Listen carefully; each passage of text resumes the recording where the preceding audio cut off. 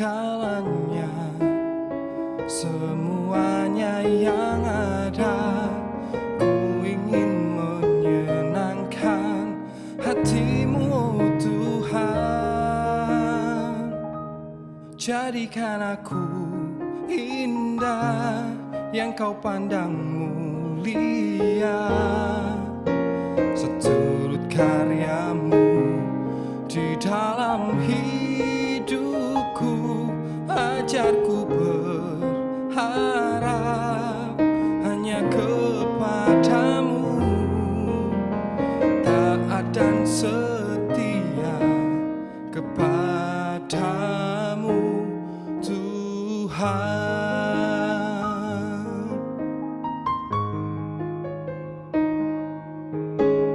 Ku datang ya Bapa dalam kerinduan, memandang keindahanmu. Ku berikan segalanya, semuanya yang ada. Ku ingin menyenangkan hatimu, oh Tuhan.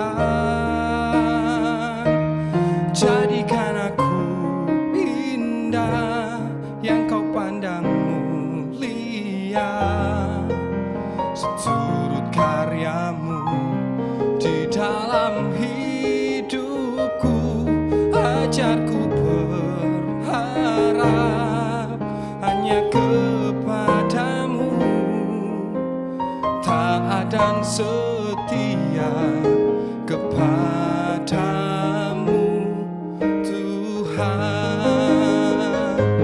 Jadikan aku indah yang kau pandang mulia, seturut karyamu di dalam hidupku. Ajarku berharap hanya kepadamu, taat dan setia kepadamu Tuhan. Taat dan setia, taat dan setia, taat dan setia kepadamu Tuhan. Oh, kami mau menyembah-Mu Tuhan, kami bersyukur kepadamu. Haleluya, haleluya, haleluya. Oh.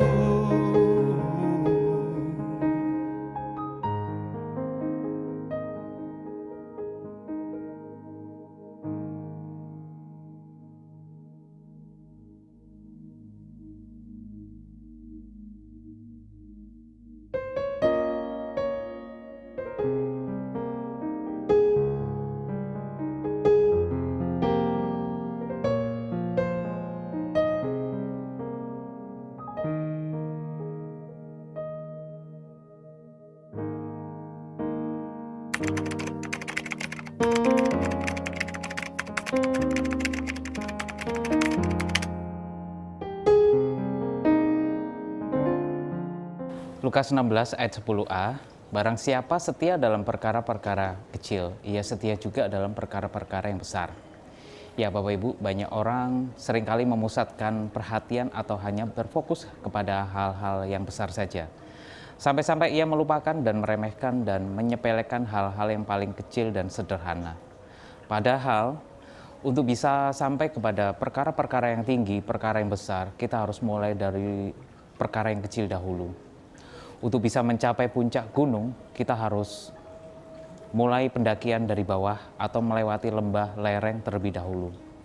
Ya, ada kalimat bijak Bapak Ibu yang mengatakan bahwa perjalanan 1000 mil selalu dimulai dari langkah pertama. Coba tanyakan kepada orang-orang yang berhasil, baik itu berhasil dalam pekerjaan ataupun pelayanan, mereka juga memulai segala sesuatunya pasti dari nol. tidak langsung kepada tingkat yang tinggi. Nah, di zaman sekarang ini orang maunya berhasil secara instan, terkenal secara instan, kaya secara cepat, tak peduli meski harus menempuh dengan cara yang tidak benar.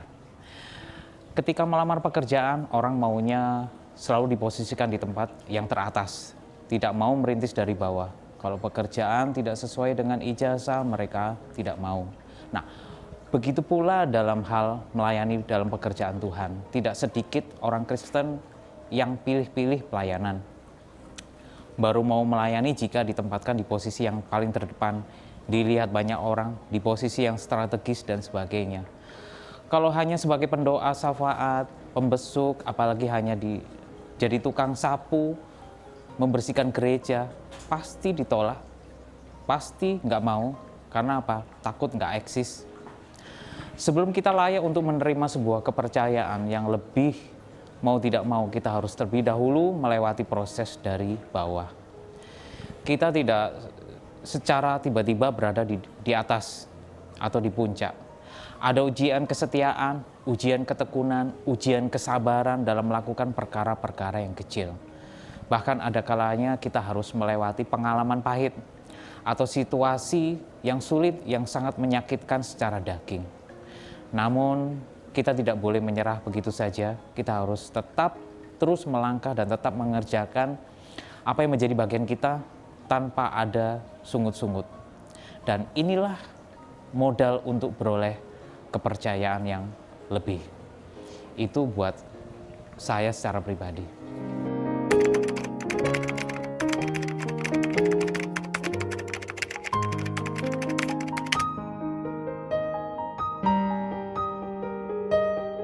Sebenarnya kalau ditanya bagaimana ceritanya bisa menjadi full timer, ya ibarat seseorang yang diceburin di kolam.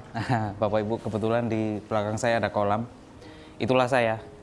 Jadi awal mulanya kenapa bisa jadi full timer? Sebenarnya saya pun secara manusia tidak pernah menyangka ya. Oleh karena awalnya itu mulanya dari kisah cerita hidup saya di Surabaya. Itu kenapa ayat di dalam kitab Lukas 16 ini sangat menjadi rema buat kehidupan saya secara pribadi. Ya memang ada hubungannya kenapa saya bisa sampai menjadi seorang full timer.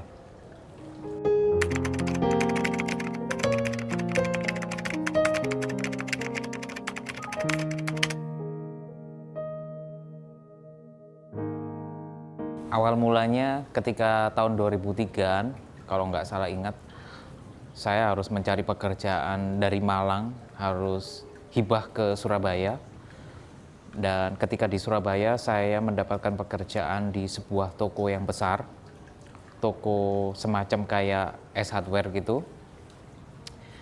Dan saya mulai bekerja di situ dari nol ya. Saya bekerja di situ dari jam 9 sampai ke jam 9 malam. Jadi dari pagi sampai malam setiap hari. Dan liburnya itu cuman hari Minggu saja. Dan sebelumnya ketika saya sebelum ke Surabaya, sebelumnya itu saya sudah posisi di Malang, saya sudah pernah pelayanan. Saya melayani di bidang musik di gereja yang lama. Tapi setelah saya pindah ke Surabaya, otomatis karena saya bekerja non-stop, hampir-hampir saya tidak bisa pelayanan lagi seperti dulu. Dan ketika saya bekerja di toko itu, hampir 1 tahun saya bekerja dari jam 9 pagi sampai jam 9 malam. Dan hari Minggu, saya harus pakai waktu yang terbaik hanya untuk mencuci baju. Ya, maaf karena nasib anak kos zaman itu. Setiap pulang kerja, pulang jam 9 malam, saya nggak bisa pergi kemana-mana juga. Mau tidak mau saya hanya pulang ke kos, langsung istirahat, seperti itu. Karena jam 9 malam, mall juga udah pada mau tutup. Jadi pekerjaan saya sehari-hari hampir setahun itu cuman bekerja, ke kos, bekerja, ke kos, cuman itu aja. Ya, dan agak lumayannya di dalam pekerjaan saya di toko ini, zaman itu ya dalam tanda kutip itu misalnya waktu itu gaji standarnya 400.000, saya mendapat gaji itu 800, jadi 2 kali lipat. Cuman ya itu dari jam 9 pagi sampai jam 9 malam itu rutinitas sehari-hari.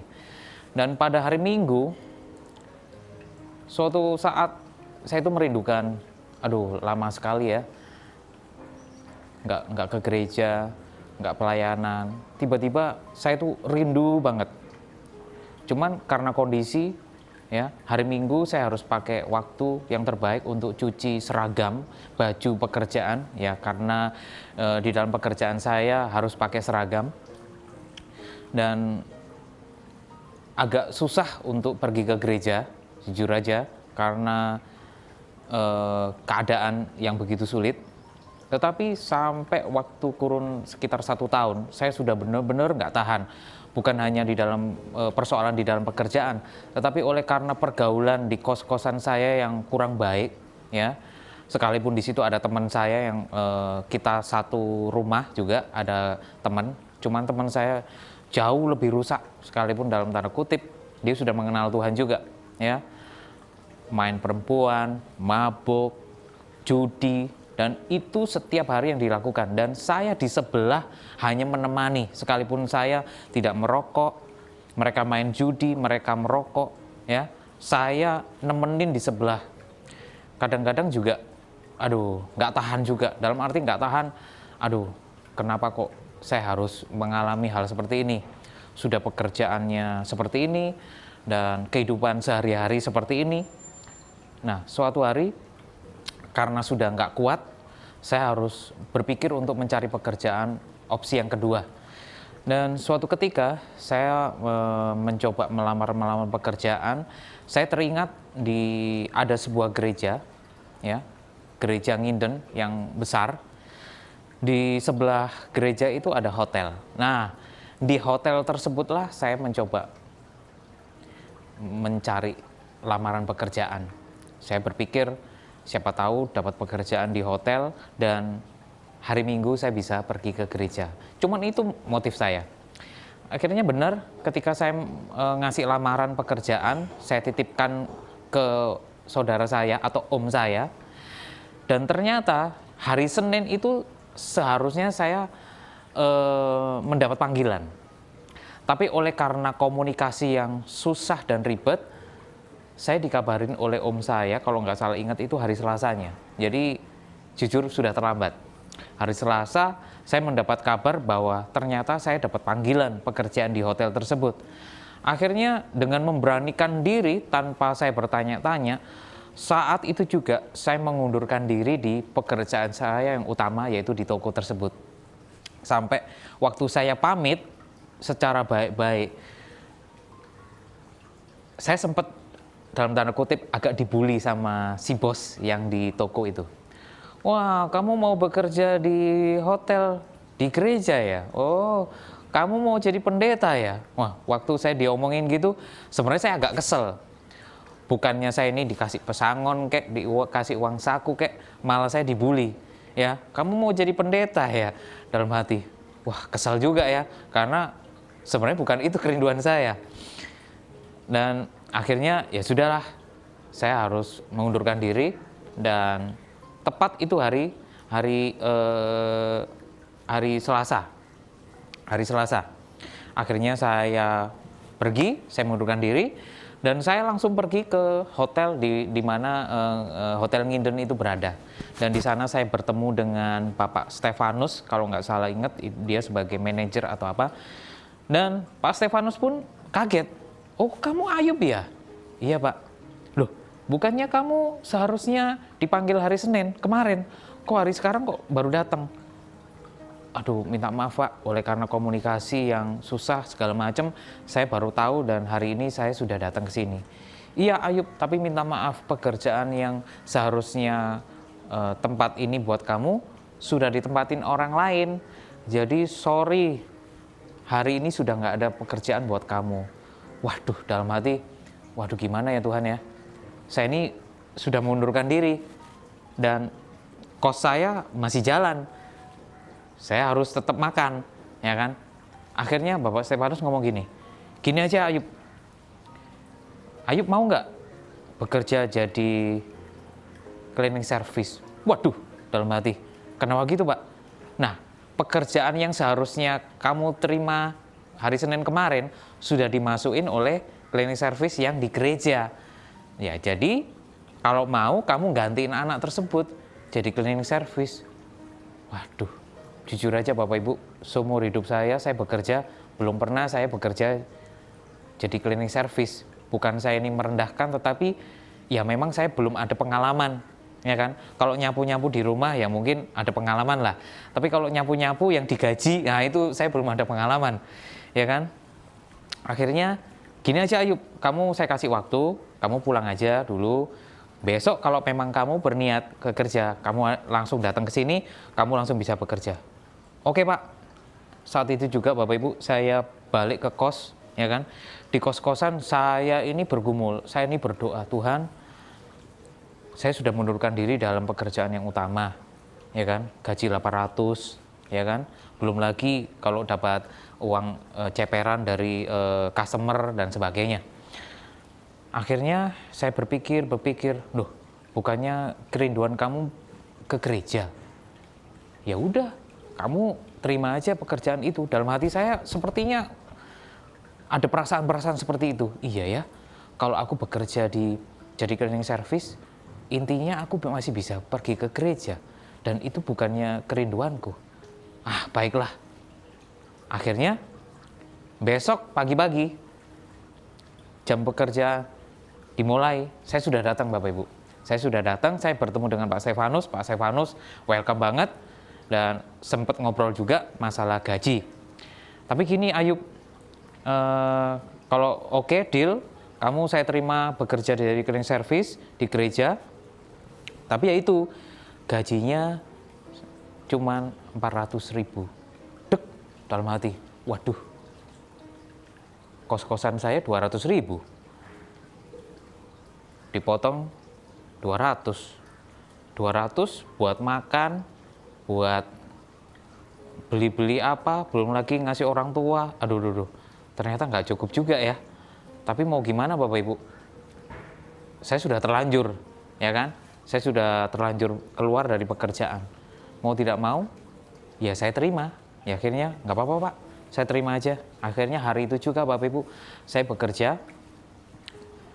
Sekalipun ya harus jujur aja agak malu, ya kan? Karena memang belum ada pengalaman. Jadi di situ saya banyak teman di situ, ya sekalipun di gereja cleaning service temannya banyak, tetapi yang Kristen cuman saya sama satu orang kalau nggak salah ingat ya. Lainnya itu teman-teman saya yang membersihkan gereja, nyapu, ngepel, membersihkan kaca dan segala macem, itu justru anak-anak yang nggak kenal Tuhan. Tapi jangan salah Bapak Ibu, kalau urusan menyanyi lagu-lagu pujian, mereka jauh lebih hafal daripada saya. Kenapa? Ya karena setiap hari Minggu tetap masuk, dan mereka setiap kali ibadah, teman-teman cleaning service harus tetap bekerja seperti itu, dan itu yang saya lakukan. Dan puji Tuhan, ya di sisi lain akhirnya sekalipun saya jadi cleaning service, ya ternyata saya masih bisa pergi ke gereja. Ya mau tidak mau, karena hari Minggu saya tetap bekerja jadi cleaning service. Habis ibadah pertama dimulai, selesai, jemaat pulang, saya merapikan kursi, dan itu yang saya lakukan. Saya harus merapikan warta-warta yang ditinggalkan oleh jemaat, saya kumpulin lagi, saya taruh di depan. Belum lagi saya harus membersihkan dan mengepel kalau misalnya ada jemaat membawa minuman tumpah dan segala macam. Dan itu yang saya lakukan hampir sekitar 2 atau 3 bulan. Dan ternyata jujur aja Bapak Ibu, waktu saya bekerja jadi cleaning service, masih ada perasaan malu, jujur aja. Itu kenapa kalau setiap hari Minggu sekali ibadah, saya ini ngerasa, aduh, kok pekerjaan saya seperti ini ya. Saya cuma berpikir, sampai kapan Tuhan? Ya sudah. Setiap kali habis bekerja, ada jam istirahat, apa yang saya lakukan? saya masuk ruangan khusus, yaitu seperti gudang kecil. Di situ setiap jam istirahat, saya selalu bergumul dalam doa. Saya selalu berdoa, Tuhan terima kasih buat pekerjaan yang Tuhan sudah izinkan. Saya percaya pekerjaan yang sepele ini pasti hanya sementara saja. Saya cuma ngomong gitu, pekerjaan yang saya alami ini pasti hanya pekerjaan sementara. Dan suatu hari Bapak Ibu, ternyata saya harus dipindah. Yang tadinya saya bekerja jadi cleaning service di gedung gereja, ya di aula itu, saya dipindahkan ke kantor sekretariat. Waduh, pertama-tama jujur aja saya agak keberatan. Agak keberatannya karena apa? Justru di kantor sekretariat saya harus bekerja bertatap muka dengan hamba-hamba Tuhan, dengan para full timer. Bisa bayangin Bapak Ibu, saya harus permisi Bu, permisi Pak, saya harus nyapu kolong meja mereka, saya harus membersihkan meja mereka, saya harus mengisi air isi ulang tempat minum mereka, saya harus membersihkan kaca di sekretariat, dan itu yang saya lakukan. Tetapi seperti semula, setiap kali jam istirahat, saya berdoa, saya bergumul, Tuhan, sampai kapan pekerjaan saya seperti ini? Saya pingin melayani Tuhan. Saya pingin seperti dulu lagi bekerja sambil melayani Tuhan. Cuman itu kerinduan saya. Dan suatu hari, ya, saya singkat ceritanya, saya ada informasi yaitu audisi musik. Ya, Gereja Nginden membuka audisi musik dan saya diem-diem coba melamar, ya kan? Siapa tahu saya bekerja, di lain sisi saya bisa melayani Tuhan. Sekalipun sudah hampir 1 tahun, jujur aja saya nggak pernah pegang alat musik. Dan benar, ketika audisi musik dimulai, saya datang, itu para orang-orang yang ada di situ yang mengaudisi saya, mereka semua kaget. Ayub, kamu ngapain di sini? Ya mereka kenal semua. Kenapa? Ya karena saya cleaning service di situ. Saya masih pakai baju kumuh, saya masih belum mandi, dan mereka tahu Ayub ini cleaning service-nya gereja. Kok kamu di sini ngapain? Saya mau audisi, Bu. Saya mau audisi, Pak. Wah, mereka semua sukacita, mereka menerima saya. Oke, kita mulai audisi. Dan saya masih ingat ketika audisi dimulai, mereka semua tepuk tangan. Wah, Ayub luar biasa, Ayub luar biasa. Dalam hati, wah, ya sebenarnya memang saya bisa, musik yang saya mainin, lagu yang saya mainin kebetulan bisa. Karena 1 tahun yang lalu saya pernah main di gereja yang lama, saya cuma ingat seperti itu. Dan singkat cerita, ternyata saya lolos audisi dan saya diizinkan untuk bisa melayani di cabang-cabang waktu itu. Dan singkat ceritanya, akhirnya saya didatengin oleh hamba Tuhan, Ayub, kamu mau tetap jadi cleaning service sambil melayani di sini, atau kamu mau saya utus ke Batam? Tanpa ada mikir-mikir Bapak Ibu, saya mau ke Batam. Padahal jujur aja, saya belum pernah, apalagi naik pesawat, saya belum pernah pergi jauh ke Batam, apalagi saya belum pernah seperti itu. Akhirnya singkat cerita saya terima dan saya sampailah dikirim ke Batam bersama rekan-rekan saya. Ada Pak Roy, Pak Ronald, Pak John, waktu itu ada saudara kita Benny, ya kan, dan yang lain. Sampai hari ini itulah kenapa saya ada berada di sini Bapak Ibu. Jujur aja, bagaimana ceritanya saya menjadi full timer? Ya saya pun sendiri nggak pernah menyangka. Yang saya ingat, saya ini dulunya adalah cleaning service. Dalam tanda kutip, pekerjaan saya itu pekerjaan yang sangat kecil, pekerjaan yang sangat ya mungkin nggak begitu diperhatikan, ya pekerjaan yang sangat sederhana. Tetapi justru melalui proses pekerjaan itulah saya akhirnya bisa sampai di Batam, dan hari ini saya diizinkan jadi full timer. Saya diizinkan melayani di gereja Betani Batam. Tentunya ya karena saya karena kemurahan Tuhan, saya bisa setia dalam perkara-perkara kecil tadi. Saya belajar, apakah artinya hari ini saya sudah lolos dari perkara-perkara kecil? Belum Bapak Ibu. Itu masih proses dan masih saya jalani sampai hari ini. Tetapi yang saya ingat bahwa Tuhan itu baik. Justru dari hal-hal yang paling kecil inilah Tuhan angkat saya menjadi seorang hamba Tuhan, dan sampailah saya di Batam hari ini melayani Tuhan bersama-sama Bapak Ibu. Hatimu oh Tuhan,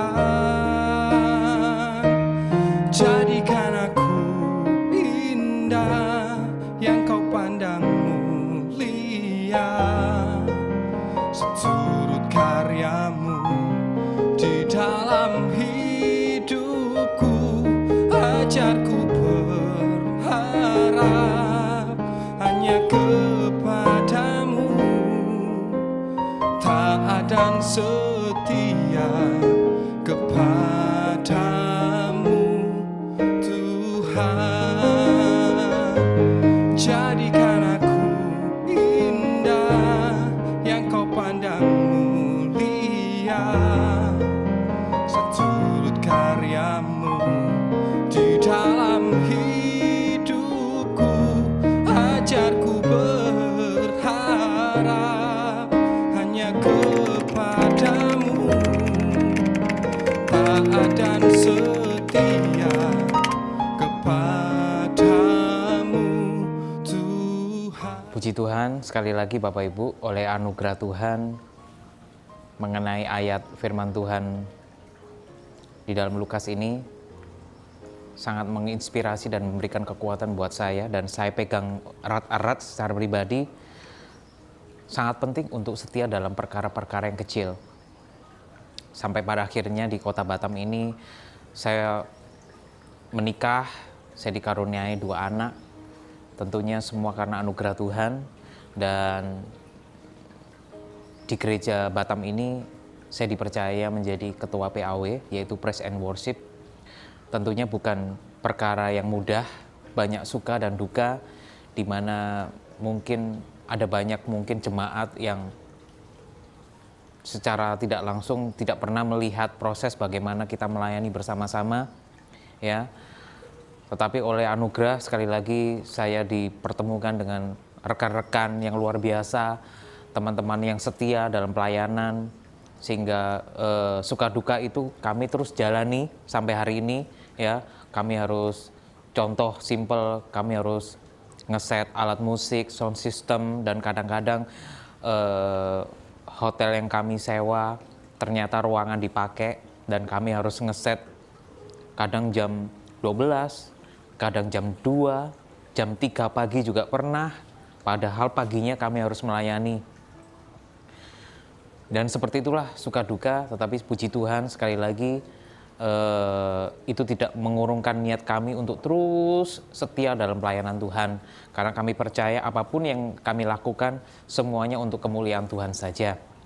Jadi Bapak Ibu yang dikasihi oleh Tuhan, setelah mendengarkan kesaksian cerita dari saya secara pribadi, mari jangan ragu-ragu, jangan pernah menyerah, jangan pernah untuk memilih, ya. Apalagi setiap pelayanan, baik itu di marketplace, dimanapun Bapak Ibu berada, disitulah mimbar Bapak Ibu. Jadi setialah dalam perkara-perkara yang kecil, karena saya percaya di situ pun Tuhan bergerak, di situ pun Tuhan ingin memakai Bapak Ibu dan saya untuk tujuan kemuliaannya saja.